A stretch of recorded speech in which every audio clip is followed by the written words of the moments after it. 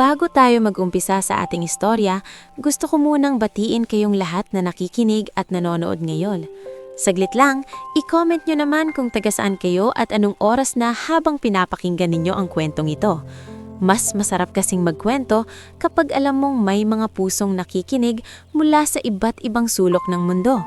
Kaya halina na, simulan na natin ang isang kwentong puno ng hirap, pag-asa, at kabutihang hindi inaasahang babalik pagdating ng panahon. Mula Lunes hanggang Sabado, alas 4 pa lang ng madaling araw ay gising na si Rodelio Vergara. Sa maliit niyang inuupahang kwarto sa likod ng isang lumang bakery sa bayan ng San Isidro, iisa lang palagi ang tunog na bumubungad sa kanya. Ang mahinang tikatik ng tumutulong gripo sa lababo at ang ugong ng unang tricycle sa kalsada. Sa edad na 40, tila nasanay na ang kanyang katawan sa puyat, pagod at mahabang oras ng pamamasada. Hindi na niya kailangang mag-alam, para bang ang mismong bigat ng buhay ang gumigising sa kanya araw-araw. Tahimik siyang tao, hindi pala imik sa kapwa driver, hindi pala tawa sa terminal, at lalong hindi pala biro sa mga pasahero. Pero hindi siya masungit. Ang totoo, marami sa mga regular na commuter ang nagsasabing si Rodelio ang isa sa pinakamaingat magmaneho sa rutang San Isidro hanggang bayan proper. Hindi siya mabilis, hindi padaskol, at laging tinitiyak na nakababa muna ng maayos ang mga matatanda bago umandar uli ang bus. "Maaga ka na naman, Delio," bati ng konduktor niyang si Berto Laksamana habang inaabot ang talaan ng pasada. "Mas mabuting maaga kaysa mahuli," sagot ni Rodelio habang chinecheck ang side mirror. "Parang hindi ka na tumatanda ah." Bahagyang ngumiti si Rodelio, pero hindi sumagot. Sanay na siya sa mga birong hindi naman kailangang patulan. May mga bagay kasing hindi alam ng marami. Bago naging ganito katahimik si Rodelio, naging masayahin din siya noon.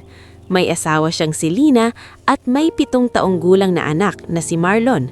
Ngunit 15 taon na ang lumipas mula nung mawala silang dalawa sa isang aksidente sa highway habang kapunta sana sa piyesta sa kabilang bayan. Mula noon, para bang may bahagi ng kanyang pagkatao na tuluyan ng nabaon sa sementadong kalsadang iyon. Nabuhay siya pero hindi na katulad ng dati. Kaya para kay Rodelio, ang pagmamaneho ng bus ay hindi lang trabaho. Isa itong paraan para patayin ang katahimikan sa loob ng dibdib niya. Habang hawak niya ang manibela, habang dumadaan siya sa iisang ruta araw-araw, hindi niya kailangang isipin ang mga bagay na wala na siyang kapangyarihang hibalik. Sa terminal ng San Isidro, lagi niyang nakikita ang parehong mga mukha. Ang tindera ng suman na si Aling Pasing, ang estudyanteng si Nori na laging may dalang makapal na reviewer, ang mag-asawang namamalengke tuwing umaga at ang matandang si Mang Sebio na halos araw-araw sumasakay papantang health center. Pero sa loob ng ilang linggo, may isang bagong mukhang paulit-ulit niyang napapansin. Isa itong payat na batang lalaki, marumi ang lumang puting polo, kupas ang asol na shorts at may bitbit na bag na parang ilang beses nang natahi. Madalas itong nakatayo malapit sa poste sa gilid ng terminal. Tahimik lang, pinapanood ang pagsakay ng mga estudyante.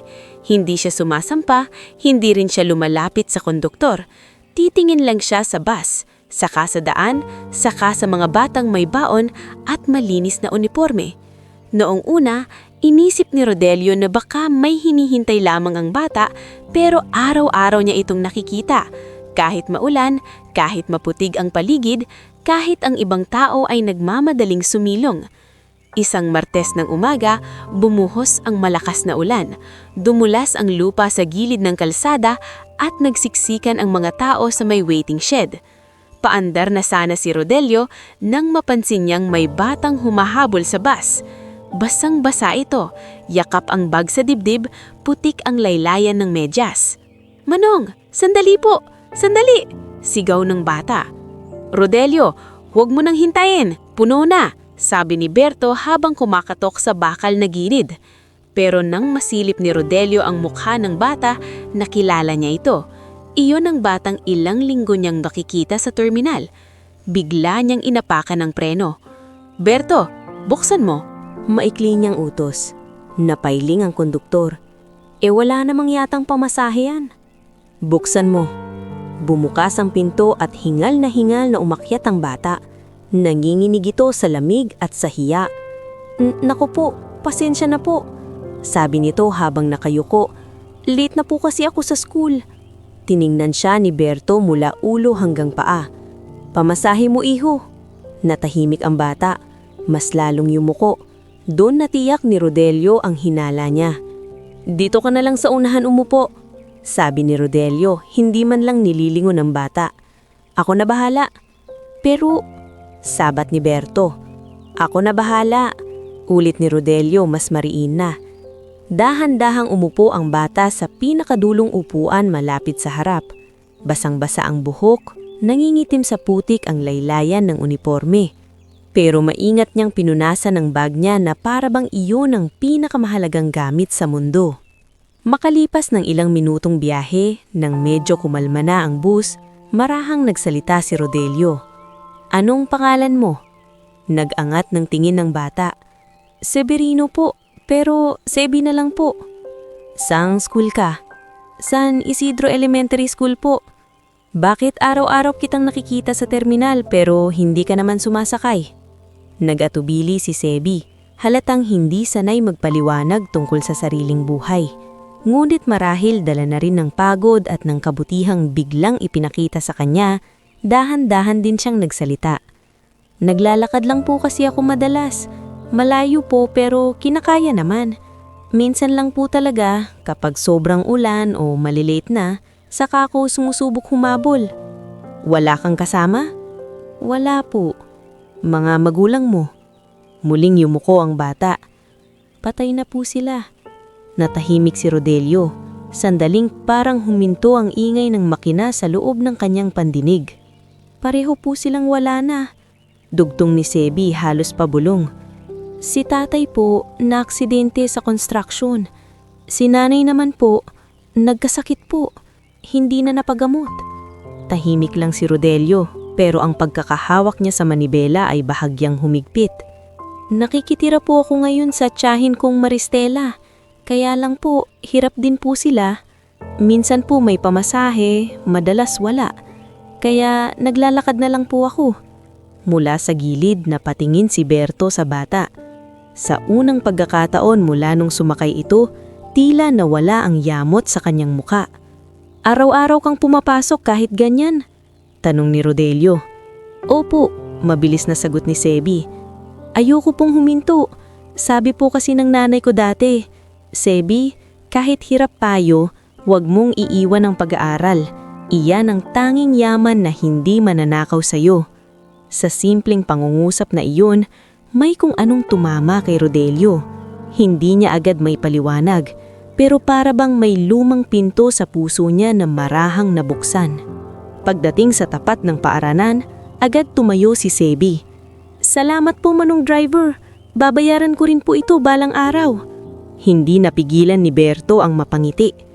"Aba, malaki agad ang pangako mo, iho." Tumingin si Sebi kay Rodelio. Sa murang edad, may kakaibang tigas ang mata nito. Hindi bastos, hindi mayabang, kundi punong-puno ng determinasyon. "Hindi ko po makakalimutan to." Hindi sumagot si Rodelio. Bahagya lang siyang tumanggo. Mula noon, naging bahagi na ng umaga niya ang batang Sebi. Hindi ito laging maaga. Minsan hingal na hingal. Minsan basa ng pawis. Minsan halatang walang kain. Ngunit laging bitbit na notebook, laging handang pumasok, at laging may tahimik na "salamat po" sa tuwing sasakay. Unti-unti ring may nalaman si Rodelio tungkol sa buhay ng bata. Ang tiyahin nitong si Maristela ay naglalaba sa may kabilang barangay at may 2 ring inaalagaan.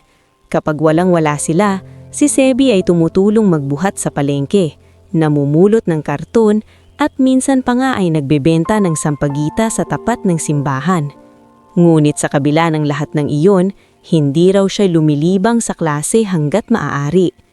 Isang umaga, habang wala pang masyadang pasahero, iniabot ni Rodelio isang pirasong pandesal kay Sebi. Ano po to? Gulat na tanong ng bata. Pagkain. Simpleng sagot niya. Baka hindi ka nag-almusal. Nagdalawang isip si Sebi. Ayos lang po ako. Kainin mo na, baka himatayan ka pa sa klase. Dahan-dahang kinuha iyon ni Sebi. Maraming salamat po. Habang kinakain ng bata ang pandesal ng dahan-dahan, tila ba iniiwasang maubos agad, napansin ni Rodelio ang manipis nitong mga daliri at ang pagkakahigpit sa lumang bag. Muling bumalik sa kanya ang alaala ng sarili niyang anak. Kung nabuhay kaya si Marlon, ganito na rin kaya ang tangkad nito? Ganito rin kaya ito kahilig pumasok? Naputol ang kanyang pag-iisip nang sumakay si Primitibo Sionco, ang may-ari ng bus line. Isang lalaking kilalang mas matalas pa sa blade ang dila. Pagdating sa pera, Rodelio, tawag nito. Bakit may bata na naman dyan sa harapan? Tahimik ang buong bus. Estudyante po, sagot ni Berto. Tila nag-iingat. Tinanong ko ba kung estudyante? Singhal ni Primitibo. Nagbabayad ba yan? Bago pa makasagot si Sevi, sumingit na si Rodelio. Ako na po ang sasagot sa kanya, boss. Nanliit ang mga mata ni Primitibo. Huwag mong gawing charity ang linya ko. Bawat libreng sakay, lugi tayo. Isang bata lang po yan. Isang bata ngayon, bukas 10 na. Hindi negosyo ang awa. Nanatiling tahimik si Rodelio. Alam niyang delikado ang sumagot ng pabalang, pero sa pagkakataong iyon, may bigat ang boses niya nang magsalita. Mas mabuti na pong mawalan ng konting kita kesa may batang di makapasok dahil lang wala siyang pamasahe. Nabigla si Berto. Pati si Sevi ay napatitig kay Rodelio. Nagngingit-ngit si Primitibo. Ngunit marahil ay ayaw niyang gumawa ng eksena sa harap ng mga pasahero. Itinuro niya lamang si Rodelio bago bumaba sa susunod na kanto. Pag-usapan natin to mamaya sa opisina. Pagkababa ng may-ari, nanatiling mabigat ang katahimikan sa bus. Si Sevi ay parang matutunaw sa hiya. Pasensya na po, mahinang sabi niya. Dahil po sa akin. Wala kang kasalanan, putol ni Rodelio. Ang trabaho mo ay pumasok at mag-aral. Iyon lang ang isipin mo. Tumango si Sevi pero namuo ang luha sa girid ng kanyang mga mata. Hindi siya umiyak. Pinunasan lang niya iyon ng palihim at mas hinigpitan ang hawak sa bag. Pagdating sa paaralan, bago siya bumaba, humarap siya kay Rodelio at sinabi ang mga salitang hindi agad nakalimutan ng bus driver. Manong, balang araw po, hindi masasayang ang kabutihan niyo. Pangako.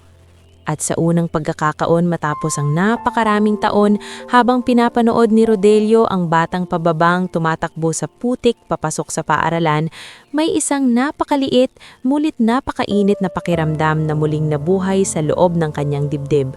Hindi pa niya alam kung ano iyon, pero iyon ang unang araw na muli siyang nakaramdam na may dahilan pa palang manatiling mabuti sa isang mundong matagal na niyang akala ay puro pagod at pagkawala na lang.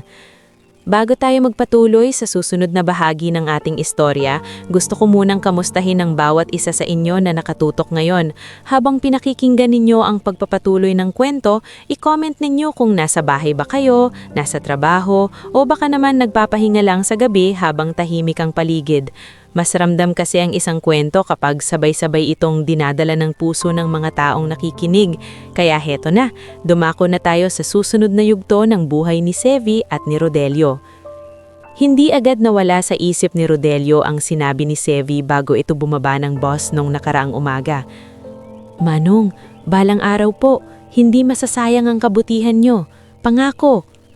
Payak lang ang mga salitang iyon pero sa loob ng maraming taon na halos wala na siyang inaasahan sa kahit sino, parang may kung anong kumalabit sa dibdib ni Rodelio. Hindi niya iyon inamin kanino man. Kinabukasan, tulad ng dati, maaga siyang nagising, naghugas ng mukha sa malamig na gripo, nagsuot ng kupas na uniforme at dumiretso sa terminal. Ngunit sa unang pagkakataon matapos ang matagal na panahon, hinanap ng mga mata niya ang isang tao bago pa man niya pinaandar ang bus. Naroon si Sevi. Nakatayo ito sa tabi ng poste, tanga ng lumang bag, at tila pinipigil ang sariling mapangiti nang makita si Rodelio sa loob ng bus. May mga patak pa ng hamog sa gilid ng kanyang buhok at halatang muli na namang maaga itong gumising para makarating sa terminal. Pagbukas ng pinto, sumakay ang bata ng tahimik. Magandang umaga po, Manong. umupo ka na. Maikling sagot ni Rodelio, pero hindi kasing lamig ng dati ang boses niya. Mula noon, halos araw-araw ng ganoon. Hindi man naging madaldal si Rodelio, nasanay na si Sevi sa presensya nito. At si Rodelio naman, kahit hindi niya inaamin, ay nasanay na ring may batang naghahabol ng bus tuwing umaga at bumabati ng mahina, ngunit magalang. Habang lumilipas ang mga linggo, mas lumalalim ang pagkakakilala ni Rodelio sa buhay ng bata. Hindi man ito kusang nagkukwento, natutunan ni Rodelio na basahin ang katahimikan ni Sevi. Kapag mas gusot ang uniforme nito, alam niyang baka wala na naman itong oras magplansya dahil tumulong sa labada ng tiyahin. Kapag mas maputla ang mukha nito, malamang ay kulang na naman ang pagkain sa bahay. At kapag mas mabigat ang lakad nito, alam niyang may panibagong problema na namang dumating. Isang umaga, hindi agad bumaba si Sevi nang makarating sila sa tapat ng paaralan. "Bakit?" tanong ni Rodelio. "Hindi ka papasok?" Nag-alangan ng bata. "Papasok po." "Eh bakit andiyan ka pa?" Dahan-dahang inilabas ni Sevi mula sa bag ang isang notebook na basa at kulubot na ang ibang pahina. "Nabasa po kasi ito kagabi. Tumulo po ang ulan sa bubong ng bahay namin." Napansin ni Rodelio ang panginginig sa boses nito, hindi dahil sa takot, kundi dahil sa hiya. "May project po kami ngayon, baka mapagalitan ako." Tinignan ni Rodelio ang notebook, saka ang bata. "Ano ba yung project mo?" "Poster po tungkol sa pangarap sa buhay." "Ginawa mo ba?" "Opo, pero nasira po." Sandaling natahimik si Rodelio. Mula sa bulsa ng uniforme, dumukot siya ng ilang nakatiklop na barya at isang lumang ballpen. "Bumili ka ng kartolina sa tapat. Gawin mo ulit bago ka pumasok."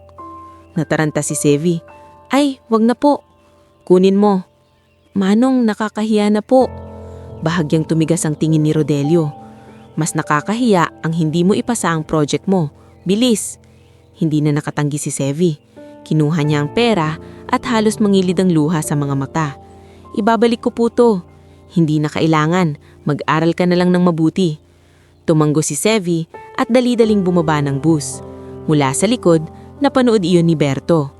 "Mukhang hindi ka talaga makakatakas dyan sa batang yan, ano?" Hindi sumagot si Rodelio. "Pero mabait naman talaga," dugtong ni Berto.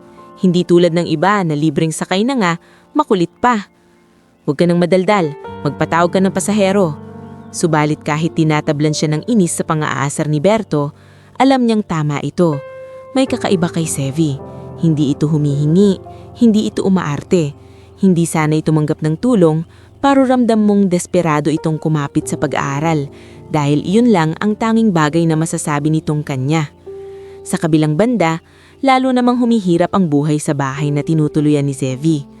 Ang tiyahin niyang si Maristela ay mabait sa paraang hindi marunong magpakita ng lambing. Sa totoo lang, hindi rin naman masama ang babae. Pagod lang sa buhay.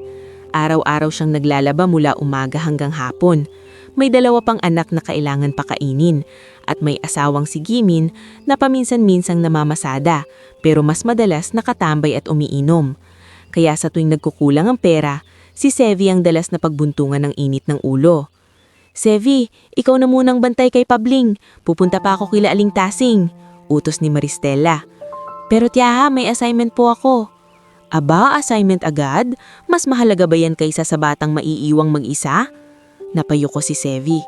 "Hindi po. Kung gusto mong makitira dito, matuto kang tumulong." Hindi sumagot si Sevi. Tahimik niyang kinalong ang pinsan niya habang sinisilip sa isang sulok ang kwaderno niyang hindi pa nasusulatan. Hindi masama si Maristela, pero hindi rin ito kayang unahin ang pangarap ng isang bata na hindi naman niya tunay na anak. May mga gabi rin, halos wala silang makain. Kapag nangyayari iyon, kunwaring busog si Sevi para mapunta sa 2 pinsan niya ang huling piraso ng tuyo o huling sandok ng lugaw. Ngunit kinabukasan, sa classroom, nanginginig ang sikmura niya ng gutom habang pilit siyang nakikinig sa leksyon ni Maam Leonora Vidanes. Napapansin niyo ng guro. "Severino," tawag ni Ma'am Leonora minsan matapos ang klase. "May problema ba?" "Wala po, ma'am." "Huwag mo akong lokohin. Ilang araw ka nang maputla." Napayuko ang bata. Sanay na siyang ikubli ang lahat. Ngunit malambot ang boses ng guro at may kakaibang pag-aaruga sa paraan ng pagtitig nito sa kanya. "Ma'am, Minsan po kasi wala pong baon. Saglit na napikit si Ma'am Leonora. Hindi iyon bago sa kanya. Maraming batang mahihirap sa paaralan. Pero kakaiba si Sevi dahil sa kabila ng kakulangan, hindi ito bumabagsak. Sa halip, lalo pang gumagaling. Nag-quiz tayo kahapon, hindi ba? Sabi ng guro habang may hinahanap sa drawer. Ikaw ang highest. Talagang nagulat si Sevi. Talaga po? Oo, kaya may premyo ka. Iniabot ni Ma'am Leonora ang isang maliit ni supot na may pandesal at itlog. Napatitig doon si Sevi na parabang hindi siya makapaniwala. Ma'am, hindi ko po yata ito deserve. Deserve mo yan. At isa pa, huwag kang mahihiya. Matalino ka, Sevi. Huwag mong hahayaang matalo ka ng gutom. Umuwi si Sevi ng gabing iyon na may halo-halong bigat sa dibdib. Hindi siya sanay na pinapansin ang kanyang hirap. Ang masakit kasi sa kahirapan, hindi lang ang gutom o pagod ang kailangang tiisin, kundi ang pakiramdam na parabang wala kang karapatang mangarap dahil wala kang pera. Subalit hindi lahat ng tao ay tulad ni na Ma'am Leonora at Rodelio. Sa paaralan, unti-unti siyang napagdidiskitahan ni Jomar Fuentebella, anak ng barangay kagawad na kilalang mayabang at palaging may bagong gamit. Mula pa noong nagsimulang mapansin si Sevi sa klase dahil sa matataas niyang grado, lalo na itong pinupuntirya ni Jomar. Hoy, ulila! Tawag nito minsan habang mises. Bakit dito ka nakaupo? Baka madumihan mo yung bangko. Hindi sumagot si Sevi. Sanay na siya sa tukso. Oy, tignan niyo nga tong ban niya, sabi ni Jomar sa mga kasama. Parang basahan na tinahi-tahi. Nagtawanan ang ilan. May ibang bata namang tahimik lang, ayaw makisali ngunit wala ring lakas ng loob pumigil. Pinili ni Sevi na buksan na lamang ang notebook niya at magbasa. Ngunit hindi pa roon nagtapos si Jomar. Bigla nitong hinablot ang maliit na baon ni Sevi, kanin at tuyo na nakabalot sa lumang papel at itinapon iyon sa basurahan. Oops, nahulog! Nakangising sabi nito. Napahigpit ng kamao ni Sevi. Saglit siyang tumingalaw at sa unang pagkakataon ay nagdilim ang kanyang mukha. Hindi dahil sa gutom lang, kundi dahil ang tanging pagkain niya sa araw na iyon ay napunta pa sa basura dahil sa kalupitan ng taong hindi naman kailanman nakaunawa ng hirap. Bakit mo ginawa yon? Mahinang tanong niya. Lumapit si Jomar at itinulak siya sa balikat. Kasi gusto ko. Ano ngayon? Maaari sana siyang lumaban. Maaaring pinatulan niya ang pang-aapi. Ngunit sa mismong sandaling iyon, biglang sumagi sa isip niya ang mukha ni Rodelio, ang mga salitang madalas nitong ulit-ulitin sa kanya tuwing tahimik ang biyahe. Mag-aral ka lang ng mabuti. Inibaba ni Sevi ang tingin at pinigilan ng sarili. Wala kang laban sa akin, dagdag ni Jomar. Marahang yumuko si Sevi pero hindi dahil sa takot. Iyon ay dahil ayaw niyang aksyayahin ang lakas niya sa laban na hindi makapagpapabago ng buhay niya. Pagkatapos ng klase, dumiretso siya sa terminal. Tahimik siyang sumakay sa bus at maaharing halatang may nangyari dahil isang tingin pa lang ni Rodelio ay napansin na niya ang kanyang namumulang mata. Anong nangyari? Wala po. Anong nangyari? Ulit ni Rodelio, mas mabigat ang boses. Doon na napayuko si Sevi. Tinapon po yung baon ko. Sinong gumama? Mga kaklase ko po. Suminghap si Berto sa may pintuan. Grabe naman. Tahimik si Rodelio sa loob ng ilang segundo. Nakikibabaw sa mukha niya ang pagpipigil. Sanay siyang palampasin ng sariling pagod, pero ibang usapan kapag bata ang inaapi. Mula sa dashboard, kinuha niya ang supot ng pandesal na binili niya kaninang umaga at iniabot kay Sevi. Kainin mo. Ayos lang po ako. Sevi. Iyon lang ang sinabi niya, pero sapat na para maintindihan ng bata na hindi ito pakiusap, kundi utos na may halong malasakit. Dahan-dahang kinuha ni Sevi ang tinapay. Habang kumakain siya, tahimik lamang si Rodelio, ngunit maya-maya ay nagsalita rin siya. Makinig ka sa akin. Napatingin si Sevi. Hindi mo kontrolado ang ugali ng ibang tao, pero kontrolado mo kung paano ka tatayo pagkatapos kang apakan. Hindi nagsalita ang bata. Hayaan mong pagtawanan ka nila ngayon, patuloy ni Rodelio. Ang importante, hindi ka titigil. Darating ang araw, hindi na nila kayang abutin ang layo mo. Unti-unting napuno ng luha ang mga mata ni Sevi pero pinilit niya iyong huwag patuluin. Opo, mahina niyang sagot. Hindi niya alam na ilang araw pagkatapos noon, mas mabigat pa ang darating na pagsubok. Isang tanghali, ipinatamag si Rodelio sa maliit na opisina sa terminal. Naroon si Primitibo Sionco, nakaupo sa lumang swivel chair at may hawak na listahan ng pasada at koleksyon. Nakatayo sa gilid si Godofredo Tamisin, ang operations head na kilala sa pagiging sunod-sunuran sa may-ari. Totoo bang araw-araw mang pinapasakay ng libre yung batang iyon? Tanong agad ni Primitibo. Hindi na nagpaliwanag si Rodelio. Opo. Gaano katagal na? Mahigit 1 buwan na po. Ibinagsak ni Primitibo ang papel sa mesa. Kaya pala may diferensya ang bilang. Akala mo ba maliit na bagay yan? Estudyante lang po siya, boss. Wala akong pakialam kung estudyante, o lila, o santo pa yan. Sigaw ng matanda. Negosyo ito. Hindi mo pwedeng pairalin ng awa dito. Mula sa gilid, sumingit si Godofredo.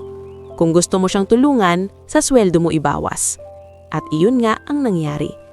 Sinabi ni Primitibo na kakaltasan ng sahod ni Rodelio para sa bawat araw na pinapasakay nito si Sevi ng libre. Hindi man tanggapin sa trabaho, malinaw ang babala. Isa pang paglabag, maaari na siyang palitan. Paglabas ni Rodelio ng opisina, nadatnan siya ni Berto. Ano sabi? May kaltas. Dahil dun sa bata. Tumanggo si Rodelio. Anong gagawin mo? Tumingin si Rodelio sa nakaparadang bus, saka sa dulo ng terminal kung saan maya-maya lang ay siguradong lilitaw na naman si Sevi, hingal at may hawak na lumang bag. Pareho pa rin, sagot niya. Papasakayin ko pa rin. At sa mismong araw na iyon, habang naglalakad sa init ng kalsada si Sevi papunta sa terminal, wala pa siyang kaalam-alam na may binabayarang kapalit ang bawat libreng sakay na ibinibigay sa kanya. Ngulit sa loob ng kanyang batang puso, lalo nang tumitibay ang isang tahimik na pangako na hindi habang buhay mananatiling ganito ang buhay niya at balang araw, may babalik din niya ang kabutihang ipinaglalaban para sa kanya kahit may kapalit na pagdurusa. Bago tayo magpatuloy sa susunod na bahagi ng ating istorya, gusto ko munang samahan ninyo ako sa isang mas mabigat na yugto ng buhay ng ating bida. Kung nakatuto ka ngayon, i-comment mo naman kung anong oras ka nakikinig at kung anong nararamdaman mo sa takbo ng kwentong ito. Minsan kasi, mas tumatagos ang isang istorya kapag alam mong may iba ring pusong sabay na nasasaktan, umaasa at naniniwala. Kaya heto na, dumako na tayo sa panahong unti-unting lalayo si Sevi sa mga taong una niyang naging sandalan at sa panahong masusubok ng lubusan ang tibay ng kanyang pangarap. Ilang araw matapos malaman ni Rodelio na kakaltasan ng kanyang sahod para sa bawat libreng sakay na ibinibigay niya kay Sevi, hindi pa rin nagbago ang kanyang pasya. Pareho pa rin ang oras ng alis, pareho pa rin ang maikling usapan, at pareho pa rin ang tahimik na pag-upo ni Sevi sa harapan ng bus para bang isa iyong ligtas na espasyo sa mundong madalas malupit sa kanya. Ngulit kahit pilit gawing normal ang lahat, may dumarating ng pagbabago na hindi nila kontrolado. Isang hapon, pagkatapos ng klase, hindi agad sumakay si Sevi sa bus. Nakatayo lang siya sa gilid ng terminal, hawak ang bag, ngunit tila wala sa sarili. Napansin agad iyon ni Rodelio. Hoy, tawag niya sa bintana. Uuwi ka pa ba o dyan ka natitira? Nagulat si Sevi at saka pilit na ngumiti. Uuwi po. Bakit parang may problema? Umakyat ang bata pero hindi agad nakaupo. Ilang segundo siyang nakatayo na parang hindi alam kung paano sisimulan ng sasabihin. Manong, mahina niyang bungad. Iba ka po, baka hindi na po ako makasakay sa inyo ng matagal. Napatingin si Rodelio. Bakit? Opo, galing daw po sa kapatid ng nanay ko. Sa Maynila po siya nakatira. Mula sa likod ay nakisilip si Berto. Kamag-anak? Bigla namang nagpakita. Tumanggo si Sevi. Ngayon lang po ulit sila nagparamdam. Sabi po ng Tia Maristela, gusto raw po akong kunin doon para makapag-aral sa mas maayos na school. Tahimik si Rodelio, pero sa kabila ng pagiging kalmado ng kanyang mukha ay may biglang bigat na bumaba sa dibdib niya. Hindi niya inaasahang darating agad ang araw na iyon. Masyado pa yatang maaga para mawala sa araw-araw niyang ruta ang batang unti-unti niyang natutunang alalahanin. Kailan ka aalis? Tanong niya pagkaraan.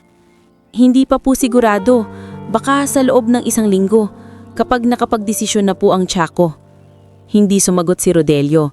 Tumingin lang siya sa daan sa unahan habang dahan-dahang umaandar ang bus. Sa totoo lang, dapat ay ikatuwa niya ang balitan iyon.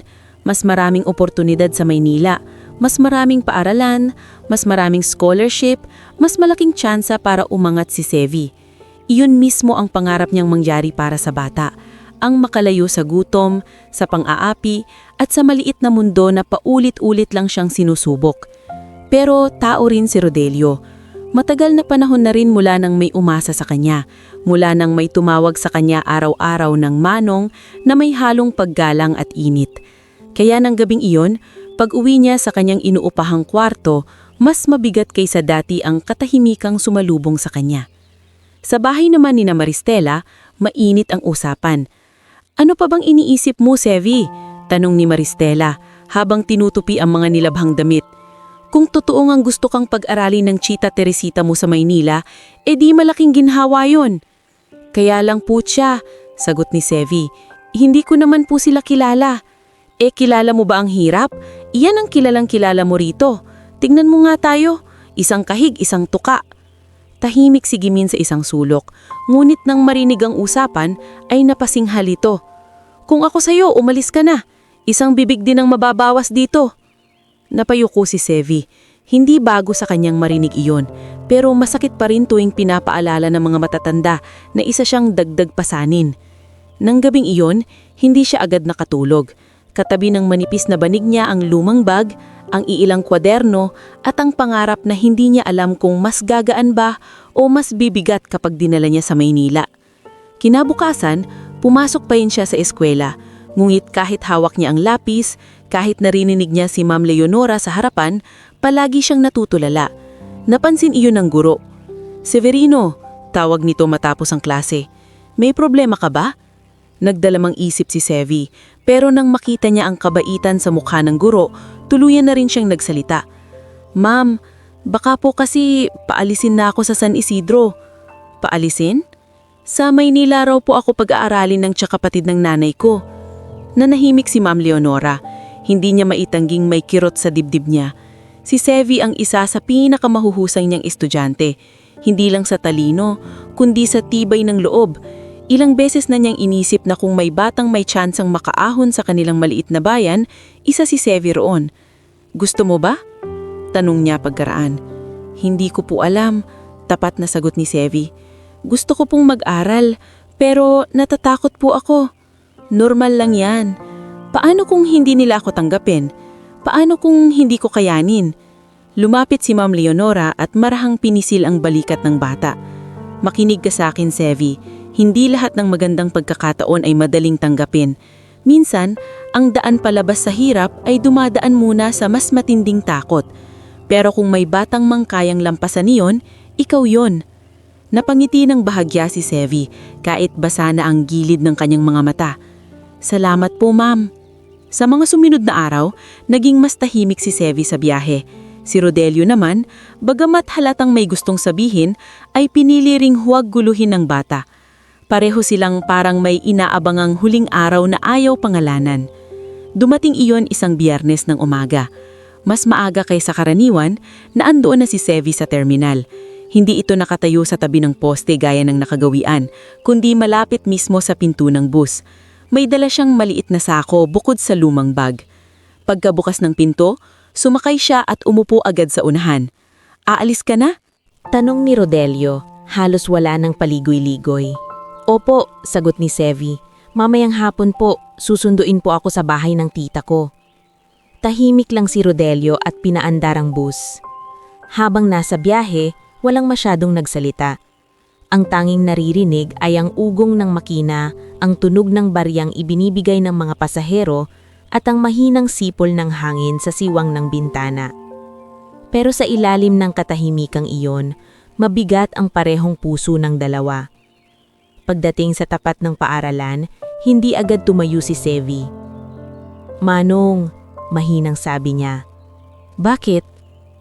Pwede po bang sa hapon sumakay po ulit ako bago ako umalis? Napatingin si Rodelio sa kanya. Bakit pa? Gusto ko lang po kasing makasakay sa inyo ulit. Huling beses po muna. Hindi agad sumagot si Rodelio. Pagkatapos ay bahagya siyang tumanggo. Sige. Buong araw, hirap makapag-focus si Sevi. Kahit nanalo siya sa recitation sa math, kahit pinuri siya ni Ma'am Leonora, pakiramdam niya ay may kung anong pinipilas sa kanya palayo sa kaisa-isang rutang naging tahanan niya nitong mga nakaraang taon. Pagsapit ng hapon, naroon nga si Rodelio. Hindi niya alam kung bakit pero tila mas mabagal kaysa dati ang biyahe. Parang ayaw niyang madaliin ang ilang minutong iyon. Ilang sandali bago bumaba si Sevi sa terminal malapit sa kanilang bahay, bigla niyang inilabas mula sa bulsa ang ilang baryang matagal na niyang naiipon. Para po sa mga nakaraang kong sakay, sabi niya habang iniaabot iyon kay Rodelio. Nakatingin si Berto at napailing. Iho, kulang na kulang pa yan sa 1 linggo. Namula si Sevi sa hiya. Alam ko po, pero gusto ko lang pong ipakita na... Hindi na niya natapos ang sasabihin. Marahang itinulak pabalik ni Rodelio ang palad ng bata. Itabi mo yan. Pero Manong, itabi mo. Natigilan si Sevi. Saka bumuntong hininga si Rodelio. Tila bang may pinipigil na bigat na ayaw niyang makita ng iba. Mula sa bulsa ng kanyang uniforme, may inilabas siyang lumong relo. Gasgas na ang gilid nito, kupas ang strap, at halatang matagal ng gamit. Ngunit malinis iyon at maingat na binalot sa isang panyo. Ito ang sa anak ko noon, sabi ni Rodelio. Napatigin si Selly. Sa anak niyo po? Tumanggo si Rodelio. Si Marlon, 7 taong gulang siya nang mawala. Nanahimik ang bata, hindi malaman ang dapat isagot. Kinuha ko to sa gamit niya pagkatapos ng aksidente. Hindi ko na naisuot uli. Hindi dahil ayaw ko, kundi dahil masyadong masakit. Marahang iniabot ni Rodelio ang relo kay Sevi. Manong, hindi ko po pwedeng tanggapin to. Pwede at dapat. Pero mahalaga po yan sa inyo. Eksakto, tumingin si Rodelio sa mata ng bata. Kaya ko yan ibinibigay sa'yo. Tahimik si Sevi. Nanginginig ang mga daliri niyang tumanggap sa relo. Dalhin mo yan sa Maynila. Patuloy ni Rodelio. Kapag napapagod ka, tingnan mo lang. Paalala yan na may oras para sumuko at may oras para lumaban. Piliin mo palagi ang lumaban. Tuluyang nang napaluha si Sevi. Manong, nanginginig niyang sabi, hindi ko po kayo makakalimutan. Huwag mo akong isipin. Maikli ngulit mabigat na sagot ni Rodelio. Ang isipin mo, ang dahilan kung bakit ka aalis. Mag-aaral po ako. At ano? Hindi po ako titigil. At ano? Pinunas ni Sevi ang luha niya. Babaguhin ko po ang buhay ko. Doon lamang bahagyang numingiti si Rodelio. Pagbaba ni Sevi sa bus, pakiramdam niya ay hindi lamang kalsada ang tinatawid niya. Parang buong yugto ng buhay niya ang iniiwan niya sa likod. Ang terminal, ang lutang paulit-ulit niyang nilalakbay, ang guro na naniwala sa kanya, at ang bus driver na mas naging ama pa sa kanya kaysa sa sino mang lalaki sa kanyang paligid matapos mawala ang tunay niyang ama.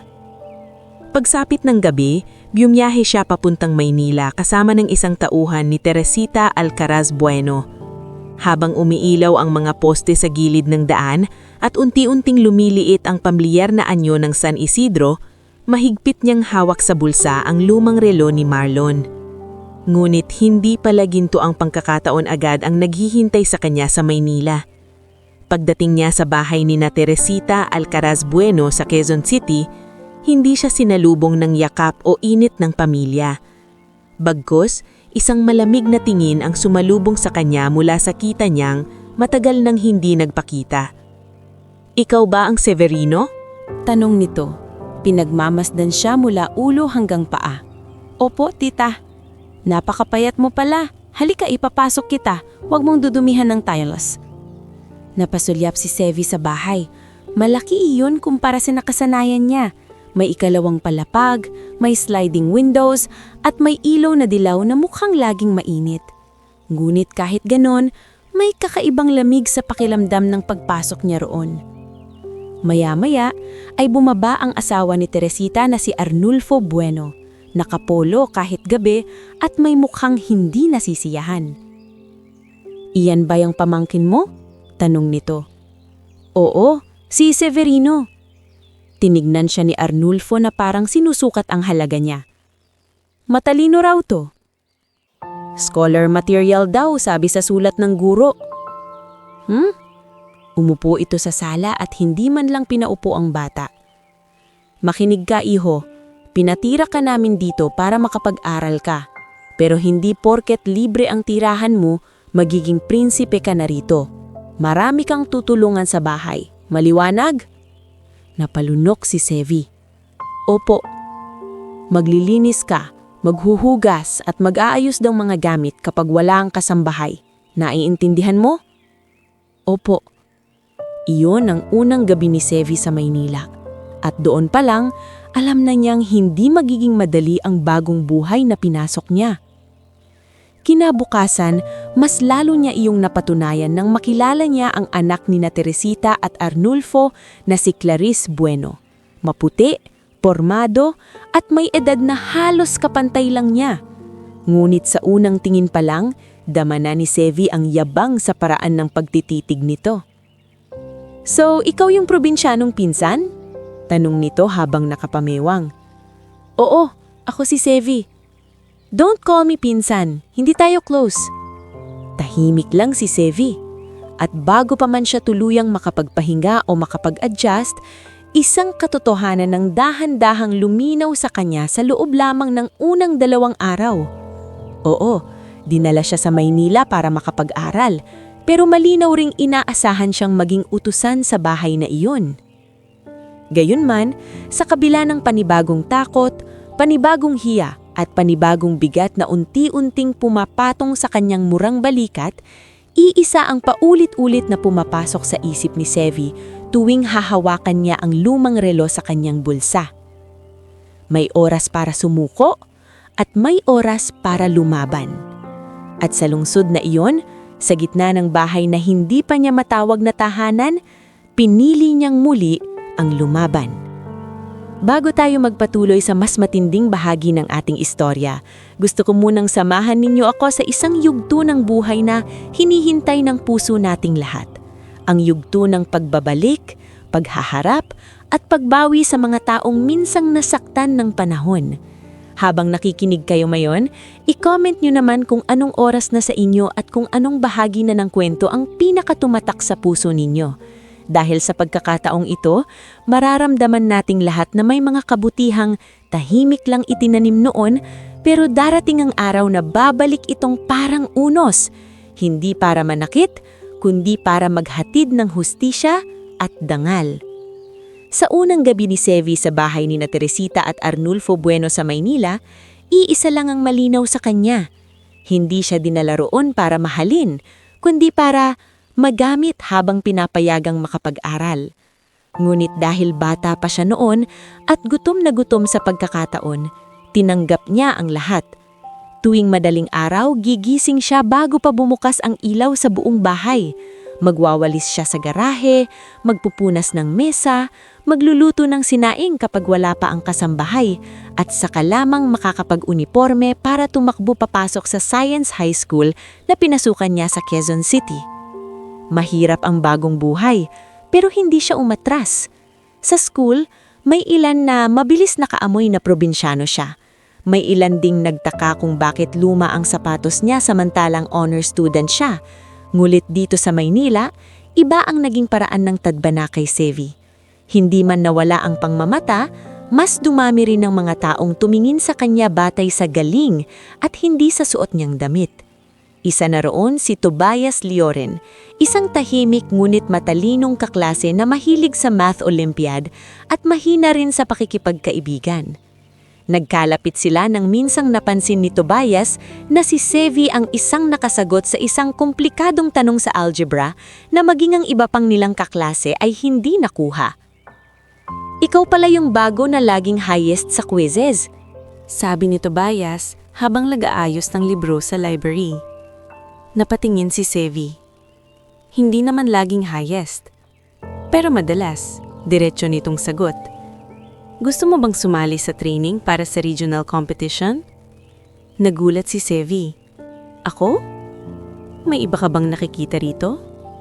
Sa unang pagkakataon sa loob ng ilang buwan, natawa si Sevi ng totoo. Hindi malakas, hindi matagal, pero totoo. Doon nagsimula ang dahan-dahang pag-angat niya. Napalapit siya kay Tobias at dahil dito, nakilala rin siya ng school librarian na si Mrs. Ofelia Antonio, isang balong babae na may mahigpit na boses ngulit napakalambot ng puso sa mga batang porsigido. Severino, sabi ni Mrs. Ofelia isang gabi nang mapansing siya na lang ang natitirang estudyante sa library. Alam kong bawal ang matulog dito, pero mukhang hindi mo na kayang magbasa. Umuwi ka na. Napahiya si Sevi. Pasensya na po, naghihintay lang po akong lumuwag ang ulan. Tiningnan siya ng librarian, saka ang lumang bag nito, saka ang notebook na puno ng computations. Hindi lang ulan ang hinihintay mo. Tinatapos mo rin ang assignment mo para pag-uwi mo, pwede ka pang maghugas ng pinggan sa bahay nyo. Tama ba? Hindi agad nakasagot si Sevi. Mula noon, paminsan-minsan ay pinapayagan siyang manatili roon ng mas matagal. Minsan ay may iliiwang biskit si Mrs. Ofelia sa lamesa na kunwari sobra lang. Minsan naman ay ginagamit niya ang librarian's recommendation para makakuha si Sevi ng access sa mga lumang reviewer at practice exams.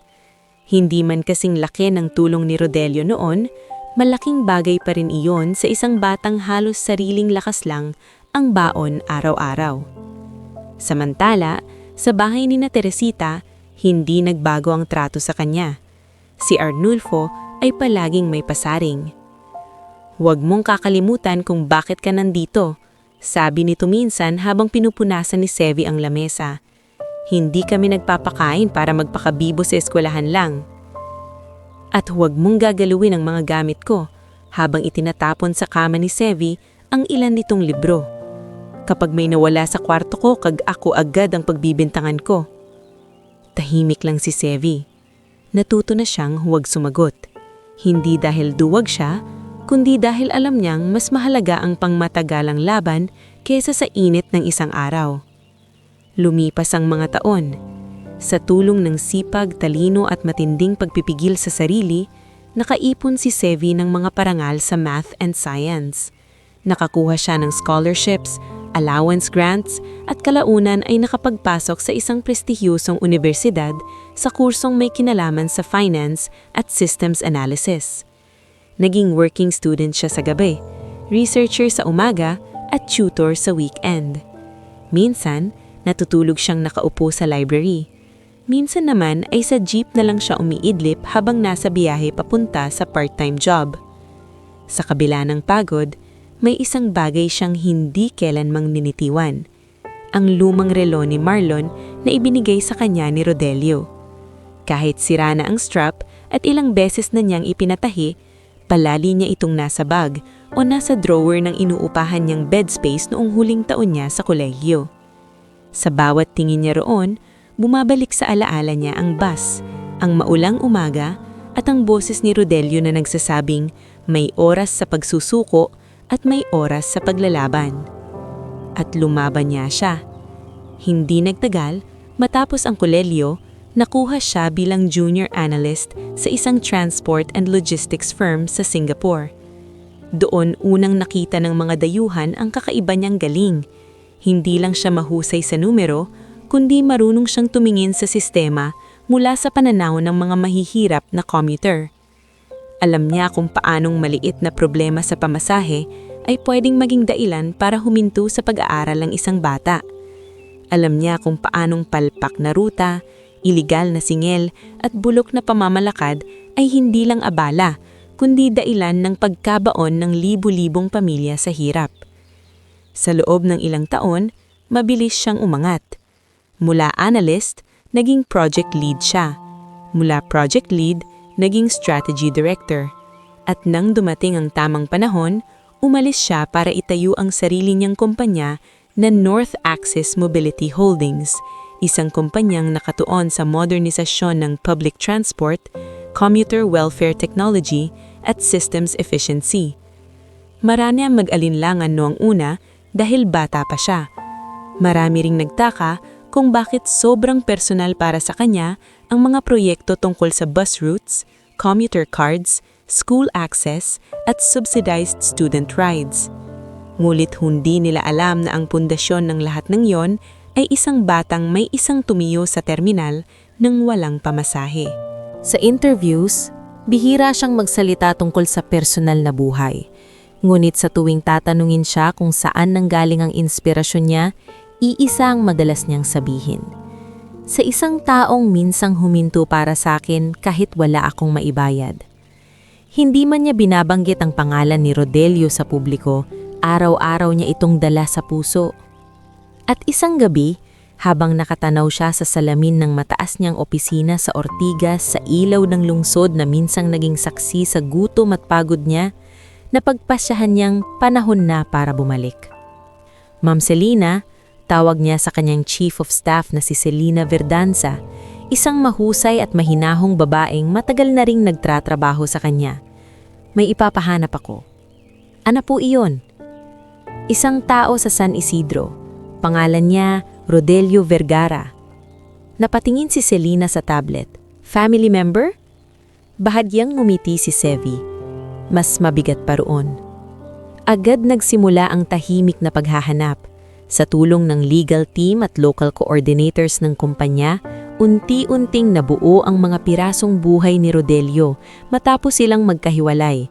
At bawat impormasyong dumarating ay lalong bumibigat sa dibdib ni Sevi. Matagal na palang natanggal si Rodelio sa bus line ni Primitivo Sionco. Nung una, dahil sa mga reklamo raw tungkol sa pagiging malambot sa pasahero at sa paglaban niya sa ilang ilegal na kaltas sa mga driver. Pero ang totoo, unti-unti siyang pinag-iinitan dahil hindi siya sumasabay sa mga under-the-table na gawain ni Godofredo Tamisin at sa kalupitan ni Primitivo sa mga empleyado. Nang tumanda siya at lumala ang rayuma sa tuhod, lalo siyang naging dispensable sa paningin ng kumpanya. Sa huli, pinalitan siya ng mas batang driver at binigyan ng kakarampot na separation pay na hindi man lang tumagal ng isang taon. Nabasa ni Sevi ang buong report nang hindi halos humihinga. Nasaan siya ngayon? Tanong niya. Nakikitira po sa kapatid niyang si Anselma Vergara, sagot ni Selina, sa likod ng lumang bakery sa San Isidro. Paminsan-minsan, namamasada raw po ng hiniram na tricycle para may pambili ng gamot. Napapikit si Sevi. Bumalik sa kanya ang alaala ng lalaking tahimik lang na nag-aabot ng pandesal, bumibili ng kartolina, at tumatanggap ng kaltas sa sweldo kahit lamang para makapasok siya sa paaralan. Sir, maingat na tanong ni Selina, gusto niyo po bang padalhan muna natin ng tulong? Dahan-dahang umiling si Sevi. Hindi. Nagulat si Selina. Hindi po? Ayokong padalhan siya ng pera na parang limos. Tumingin si Sevi sa bintana. Babalik ako ng maayos, haratan, at hindi lang siya ang aayusin ko. Doon nagsimula ang mas malaki niyang plano. Nagkataong may inihahandang proyekto ang North Axis sa rehiyon, pagbili at rehabilitasyon ng ilang naluluging provincial transport companies na kilala sa pang-aabuso sa pasahero at manggagawa. Nang makita ni Sevi ang pangalan ng isa sa targets, Sionco Provincial Transit, hindi na niya kinailangang mag-isip pa ng matagal. Push the acquisition, utos niya sa board meeting. Sir, medyo delikado po ang company na iyan, paliwanag ng finance head na si Martin Ledesma. Bulok ang records, maraming labor issues, at masama ang local reputation. Mas mabuti, malamig ngunit kontroladong sagot ni Sevi. Mas may dahilan para kunin. Pagsapit ng susunod na quarter, opisyal nang nakapasok sa usapan ng North Axis. Hindi agad alam ng mga tao sa San Isidro kung gaano kalaki ang pagbabagong paparating. Ang alam lang nila, may malaking kumpanya raw mula Manila at abroad na gustong kunin ng bus line ni Primitivo Siongco na ilang dekada nang naghahari sa ruta. Sa bayan, iba't iba ang usapin. Baka magsara na ang linya, sabi ni Mang Sebio sa tindahan. Baka lalo lang lumala, dagdag ng isa. Si Rodelio naman, walang pakialam sa usaping iyon nung una. Ang iniisip niya araw-araw ay ang sakit ng tuhod, ang kita sa tricycle at ang pambili ng maintenance niyang gamot. Minsan, habang nakaupo siya sa bangko sa tapat ng lumang terminal, tinitingnan niya ang mga batang sumasakay ng bus papuntang eskwela. At kahit hindi niya sinasabi, may isang batang mukha pa rin ng paminsan-minsang bumabalik sa alaala niya. "Kuya," sabi minsan ni Anselma habang inaabot ang kaping barako, "hanggang ngayon ba iniisip mo pa rin yung batang yon?" Napatingin si Rodelio. "Sinong bata?" Di si Sevi, huwag mo akong lokohin. Tuwing may batang may bitbit na lumang bag, para kang biglang natutulala. Bahagyang napangiti si Rodelio. Ewan ko ba? Baka dahil iniisip ko kung natuloy ba siya. Natuloy yun, sabi ni Anselma. Batang ganong katatag, malayo ang mararating. Tumingin si Rodelio sa malayo. Sana nga. Hindi niya alam na sa mga sandaling iyon, ilang araw na lamang at muling magtatagpo ang landas nila. Isang linggo matapos pinal na maaprobahan ng acquisition deal, nagdaos ng malaking programa ang North Axis sa San Isidro upang i-anunsyo ang rehabilitasyon ng lumang bus line, commuter reforms at bagong student access program sa bugong distrito. Inimbitahan ng mga lokal na opisyal, dating empleyado, media at mga residente. Nagkalat ang tarpaulin sa plaza, may stage, ilaw at mga sasakyan may logo ng North Axis na unang beses pa lamang nakita ng karamihan. Dinala roon si Rodelio ng dati niyang kasamang si Berto. "Halika na nga," pilit ni Berto. "Malay mo, kailangan nila ng mga dating driver. Hindi naman pwedeng puro bata ang kunin nila." "Anong gagawin ko roon?" reklamo ni Rodelio. "Hindi ko nga maintindihan yung mga corporate na yan. Basta, sumama ka na." Napasama siya, pero nanatili lang sa gilid ng plaza, nakatayo sa lilim ng puno at ayaw makisiksik sa harapan. Nakaplansya si Anselma sa luma niyang polo, para kahit paano raw ay presentable siya. Ngunit para kay Rodelio, isa lamang iyong ordinaryong programa ng mayayamang hindi naman talaga tumitingin sa katulad niya. Hanggang sa dumating ang convoy. Isa-isang huminto ang mga itim na sasakyan. Bumaba ang mga lalaking nakabarong, mga babaeng nakablazer, ilang abogado at ilang tao mula sa media. At mula sa gitnang sasakyan, bumaba ang isang lalaking matangkad, maayos ang postura, simple pero mamahalin ang suot at may mukha ng taong sanay ng humarap sa kapangyarihan, ngunit hindi nakalimot yumuko ng bahagya sa matatanda sa paligid. Hindi agad nakilala ni Rodelio ang lalaki, ngunit may kakaiba sa tikas nito. May kung anong pamilyar sa paraan ng paglingon sa paligid, sa mata, at sa tahimik na ekspresyon ng mukha. Habang papalapit ang grupo sa stage, biglang humiwalay ang lalaki at tumingin sa direksyon niya. At sa unang pagkakataon matapos ang napakaraming taon, naramdaman ni Rodelio ang kakaibang pintig sa dibdib ng taong may paparating na alaala. Humakbang ang lalaki palapit sa kanya, dahan-dahan tila ayaw gugulatin ng mismong sandaling matagal na niyang hinintay. Nang tuluyan itong huminto sa harap niya, may inilabas ito mula sa loob ng Amerikana. Isang lumang relo, at sa mahinang tinig na halos lamunin ng hangin sa plaza, sinabi nito ang mga salitang nagpayanig sa buong pagkatao ni Rodelio. "Manong driver, ako po si Sevi." Sa mismong sandaling iyon, tila tumigil ang oras. Napaawang ang bibig ni Rodelio. Ang mga mata niyang matagal nang sanay sa pagod ay biglang napuno ng luha. Tinignan niya ang relo, saka ang mukha ng lalaking nasa harap niya, at doon dahan-dahang bumalik ang lahat.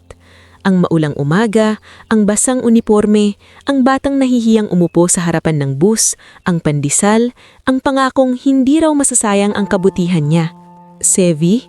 Halos pabulhong niyang sabi, na parang takot siya baka maglaho ang kaharap kapag nilakasan niya ang boses.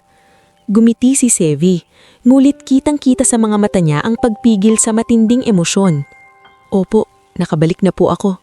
At sa harap ng buong plaza, sa gitna ng ingay ng mga taong unti-unting nakakaunawa kung sino ang nasa harap nila, nagsimulang manginig ang mga balikat ni Rodelio, hindi dahil sa kahinaan, kundi dahil sa wakas, ang batang minsang isinakay niya ng libre ay bumalik hindi lang dahil sa isang matagumpay na tao, kundi bilang isang buhay na patunay na ang kabutihan ay may paraan ng pagbabalik na higit pa sa inaakala ng puso. Bago tayo dumako sa huling bahagi ng ating istorya, gusto ko munang yakapin sa salita ang bawat isa sa inyong nakasubaybay hanggang dulo. Kung nasa puntong ito na ng kwento, i-comment mo naman kung anong oras ka ngayong nanunood at kung anong bahagi ng paglalakbay ni Sevi at Rodelio ang pinakatumimo sa puso mo. Dahil sa pagtatapos na ito, hindi lang natin masasaksihan ng pagbabalik ng kabutihan, makikita rin natin kung paano binabago ng isang mabuting puso ang buhay ng mas nakararami.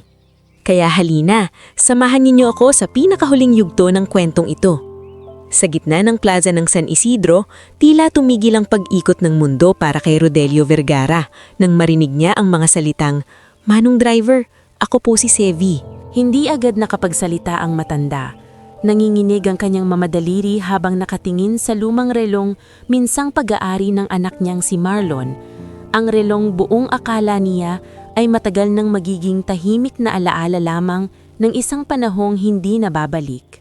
Ngunit naroon iyon sa palad ng binatang nasa harapan niya ngayon. Isang binatang malinis manamit, may dignidad sa tindig, at may matang hindi marunong lumimot. "Sevi?" Muling bulong ni Rodelio, saka napailing na para bang hindi pa rin makapaniwala. "Ikaw nga, opo," sagot ni Sevi, at ngayon ay hindi na niya napigilan ang pagkapuno ng luha sa kanyang mga mata. "Nakabalik na po ako. At hindi ko po kinalimutan ang ipinangako ko sa inyo." Hindi na napigilan ni Rodelio ang sarili. Lumapit siya at marahang niyakap si Sevi. Hindi iyon yung yakap ng mga taong sanay magpakita ng lambing. Iyon ang yakap ng dalawang pusong matagal na pinaghiwalay ng panahon, ngunit muling pinagtagpo ng utang na loob, kabutihan, at hindi matatawarang pagmamahal na hindi man nasabi ng tahasan noon, ay malinaw na malinaw ngayon. Sa paligid nila, nagsimulang bumulong ang mga tao. "Iyan ba yung bilyonaryo? Siya raw ang may-ari ng North Axis? Siya pala yung batang pinasasakay noon ng libre ni Rodelio."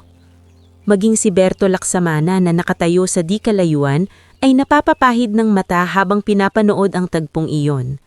Maya-maya, maingat na inalalayan ni Sevi si Rodelio papunta sa entablado. Hindi siya nagmamadali, hindi rin siya nagpakitang gilas. Sa bawat hakbang, malinaw na hindi ito basta corporate event para sa kanya. Isa itong pagbabalik loob sa pinagmulan niya at isang pagbibigay pugay sa taong minsang tumaya sa kanya kahit walang kasiguraduhan. Pag-akyat nila sa entablado, ipinakilala ng host si Sevi bilang founder at chairman ng North Axis. Nagpalakpakan ng mga tao, ngunit tinaas ni Sevi ang kamay, hindi para magyabang, kundi para humingi ng katahimikan. "Bago ko po sabihin ang plano ng kumpanya namin para sa San Isidro, may isang tao po muna akong gustong kilalanin." Luminga siya sa mga tao, saka tumingin kay Rodelio na nakaupo sa katabing silya.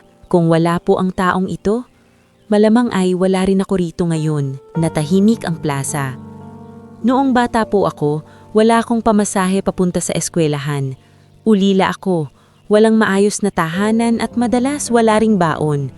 Maraming tumingin sa akin bilang dagdag pasanin. Pero may isang tao pong araw-araw humihinto sa akin. Isang tao pong tinanggap ang kaltas sa sweldo, ang paggalit ng amo, at ang pagod ng biyahe, makapasok lang ako sa paaralan." Unti-unting napaiyak si Anselma sa ibaba ng entablado. Maging ang ilang matatandang pasahero na nakakakilala kay Rodelio noon ay napayuko rin. Ang taong iyon po ay si Manong Rodelio Vergara. Biglang nagpalakpakan ang buong plaza. May ilan pang sumigaw ng pangalan ni Rodelio, ngunit ang matanda ay tila wala pa rin sa sarili. Hawak-hawak lang ang tuhod niyang nanginginig habang pilit inuunawa ang bigat ng sandaling iyon. Lumapit si Sevi sa microphone at nagpatuloy. "Maraming taong naniniwalang pera ang pinakamakapangyarihan sa mundo. Pero para sa akin, hindi po. Ang pinakamakapangyarihan ay ang kabutihang ibinibigay sa tamang tao sa tamang panahon. Dahil kung hindi po ako pinasakay noon ni Manong Rodelio, baka hindi ako nakatapos. Kung hindi niya po ako tinulungan pumasok araw-araw, baka natalo ako ng gutom, hiya at pagod. Pagkatapos ng maikling katahimikan, inilabas ni Sevi ang tunay niyang layungin sa pagbalik. Inanunsyo ko po ngayon na opisyal nang nasa ilalim ng North Axis ang dating Siongko Provincial Transit. Parang pumutok ang usapan sa plaza. May nagulat, may napatayo, may napamura pa sa gulat. Sa gilid ng entablado, kitang-kita ang paninigas ng mukha ni na Climitivo Siongko at Godofredo Tamisin na inimbitahan din bilang dating may-ari at operations head. Mukhang hindi nila inaasahan na ang pagbili ng kumpanya nila ay hindi lang business decision. Ito pala ay personal ding pagbawi ng kasaysayan. Nagpatuloy si Sevi. At dahil kami na po ang may hawak ng operasyon, sisimulan na rin po namin ang full audit sa lahat ng dating labor records, illegal deductions, delayed benefits, at contractual abuses na ginawa sa mga driver, konduktor, at empleyado ng lumang kumpanya. Ditong tuluyang namutla si Primitivo. Hindi ito paghihingante, dagdag ni Sevi, bagamat malino sa kanyang tinig ang bigat ng hustisya. Ito ay paglalagay sa tama ng matagal nang nasa mali. Sa ibaba, hindi na nakatiis si Primitivo at tumayo. Ano bang klasing palabas ito? Sigaw niya. Nabili mo lang ang kumpanya, akala mo kung sino ka na? Tahimik ang security sa paligid, handang umalay kung mag-eskandalo pa ito. Ngunit si Sevi ay hindi natinag. Hindi po ito palabas, Ginoong Siongko. Malamig ngunit mahinahong sagot niya. Ito po ang araw ng pagsagot sa mga taong matagal ninyong pinatahimik. Wala kang patunay! Merong bahagyang senya si Sevi kay Selina Verdanza at agad na nagpakita sa LED screen sa entablado ang mga dokumento. Payroll records, testimonya ng dating empleyado, mga pirma at mga ulat tungkol sa mga ilegal na kaltas at hindi nabayarang benepisyo. Nandun din ang records ng separation pay ni Rodelio, napakaliit, malayo sa nararapat at may mga pirma ni Godofredo sa ilang questionable adjustments. Napasinghap ang mga tao. May ilan sa mga dating driver ang hindi na napigilan ng galit. Sinabi na nga ba namin noon? Kaya pala laging kulang ang benepisyo. Mga walang hiya kayo! Hindi na nakasagot si Primitivo. Tinangka siyang kausapin ni Godofredo pero halatang pareho na silang nawalan ng mukhang maipapakita sa publiko. Huminga ng malalim si Sevi bago muling nagsalita. Sa ilalim ng North Axis, ibabalik po namin ang mga benepisyong dapat natanggap noon ng mga empleyado. Magsasagawa kami ng compensation program para sa mga dating driver at konduktor na napatunayang nabiktima ng ilegal na kaltas at panggigipit. Nagkatinginan ng mga tao, tila hindi pa rin makapaniwala. Kasama po rito ang full settlement ng atraso kay Manong Rodelio Vergara. Napahawak si Rodelio sa armrest ng upuan. Sevi, hindi na kailangan. Lumingon sa kanya ang binata at ngumiti ng marahan. Kailangan po, Manong, hindi dahil pera ang mahalaga, kundi dahil may dangal na dapat maibalik. Pagkatapos ng programa, hindi na pinansin ni Sevi ang mga lokal na politiko at ilang negosyanteng gustong makipagkamay sa kanya para magpasikat. Ang una niyang ginawa ay samahan si Rodelio at Anselma sa isang tahimik na conference room sa bagong inayos na terminal office. Naroon si Selina, si Martin Ledesma at isang abogado mula sa labor team. Maingat nilang ipinaliwanag ang mga dokumentong inihanda para kay Rodelio, ang settlement package, health coverage, lifetime monthly pension mula sa Special Welfare Fund ng kumpanya at isang bagong posisyon kung nanaisin nito. Posisyon? Nagtatakang tanong ni Rodelio. Opo, sagot ni Sevi. Gusto ko po kayong maging pangunahing consultant ng commuter welfare program namin dito sa distrito. Napatitig ang matanda. Sevi, hindi na ako marunong sa mga ganyang opisina-opisina. Hinding-hindi ko po kayong kukunin para sa Ingles o porma. Kukunin ko po kayo dahil alam ninyo kung ano ang tunay na kalagayan ng pasahero at driver. Alam ninyo kung paano ang maging makatauhan sa kalsada at yon ang kulang sa maraming sistema. Pero matanda na ako.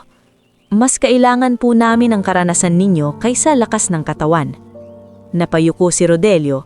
matagal siyang hindi nakapagsalita. Sa buong buhay niya, sanay siyang binabaliwala. Sanay siyang sabihing mamaya na, kulang, hindi pwede o palitan na. Kaya nang may taong tumingin sa kanya bilang mahalaga, hindi niya agad alam kung paano tatanggapin iyon. Hindi ko alam kung karapat-dapat pa ako sa ganyan, pabulong niyang sabi. Dahan-dahan lumapit si Sevi at lumuhod sa harap niya, bagay na ikinagulat ng lahat sa loob ng silid. Kung may taong karapat-dapat, kayo po iyon. Kayo ang unang naniwalang may mararating ako bago pa ako paniwalaan ng mundo. Tuluyan ng panihak na iyak si Rodelio. Sa mga sumunod na buwan, isa-isang nagbago ang mukha ng San Isidro. Ang dating luma, mausok at masikip na terminal ay ginawang mas maayos at ligtas. Nagkaroon ng malinaw na pila, mas maayos na upuan para sa mga matatanda at help desk para sa mga commuter. Ang mga driver at konduktor ay binigyan ng wastong kontrata, insurance at training hindi lang sa driving standards kundi pati sa pagtrato sa pasahero. Ngulit ang pinakamalaking programang inilunsad ni Sevi ay ang pinangalanan niyang libreng sakay para sa mga batang scholar at ulila. Sa opening ceremony nito, si Rodelio mismo ang pinaupo sa unahan ng entablado bilang pangunahing panauhin. Hindi na siya mukhang pagod na tricycle driver, nakasuot ng simple ngunit maayos na barong, may salamin na bago at mas magaan ang tindig. Hindi man tuluyang nawala ang bakas ng panahon sa kanyang mukha, naroon na ngayon ang dignidad na matagal na ipinagkait sa kanya.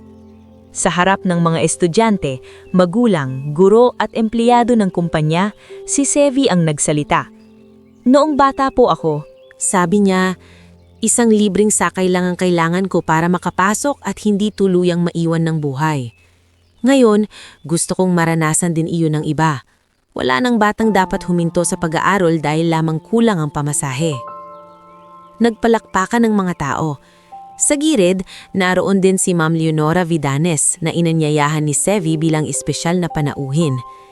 Nang magkita sila bago magsimula ang programa, hindi na nito napigilan ang pagyakap sa dati niyang estudyante.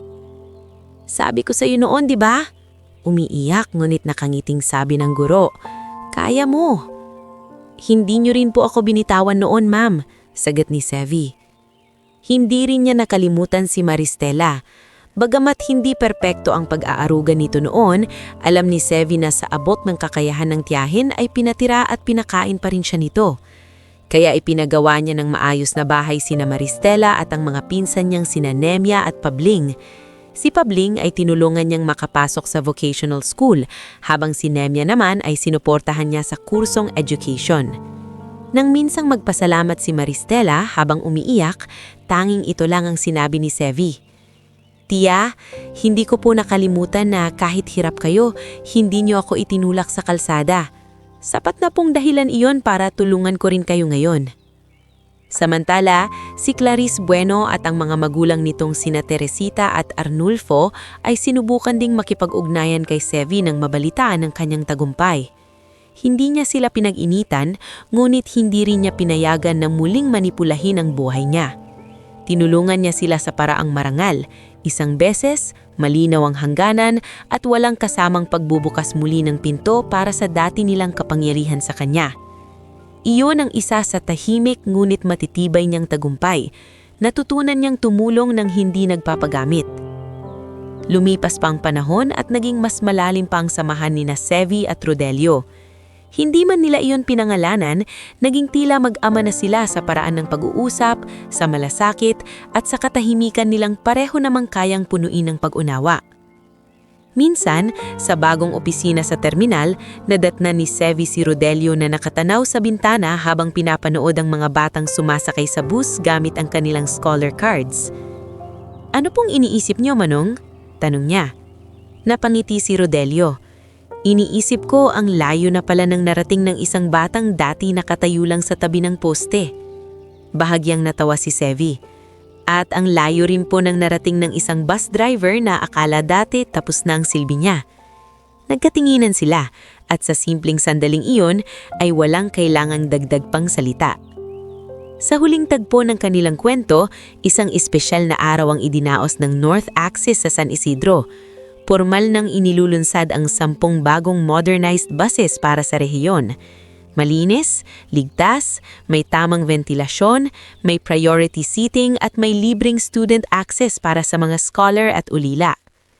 Ngunit sa halip na kung sinong opisyal ang paunahin sa unang sakay, si Sevi mismo ang nag-anyayang maupo sa unahang upuan si Rodelio. "Manong, kayo po muna." "Hindi na, ikaw na, kumpanya mo to." Ngumiti si Sevi. "Hindi po, pangarap natin to." Natawa si Rodelio sa salitang iyon. "Natin?" "Opo, nagsimula po ito sa inyo. Ako lang ang nagpatuloy." Sa huli, magkatabi silang naupo sa unahan ng bus habang isa-isang sumasakay ang ilang batang scholar na may mga bag sa likod at pag-asa sa mga mata. May ilan sa mga batang iyon ay kapis din sa damit. May ilan na halatang galing sa hirap. Ngunit sa araw na iyon, wala ng batang kailangang magtago sa tabi ng poste at mag-isip kung makakasakay ba o hindi. Habang dahan-dahang umaandar ang bus, tumingin si Sevi sa bintana at saka sa relo na nasa pulso niya. Ang lumang relo ni Marlon na ngayon ay maingat ng napaayos, ngunit dala pa rin ang lahat ng gasgas ng nakaraan. "Mukhang tama kayo noon, Manong," sabi niya. "Saan doon?" "Na may oras para sumuko at may oras para lumaban." Tumanggo si Rodelio at tumingin sa mga batang nakangiting nakaupo sa likuran. "At buti na lang lumaban ka." Hindi na sumagot si Sevi, hindi na kailangan. Dahil sa biyahe nilang iyon, malinaw na ang lahat. Ang isang simpleng kabutihang ginawa ng isang bus driver sa isang batang ulila ay hindi lamang nakapagpago ng isang buhay.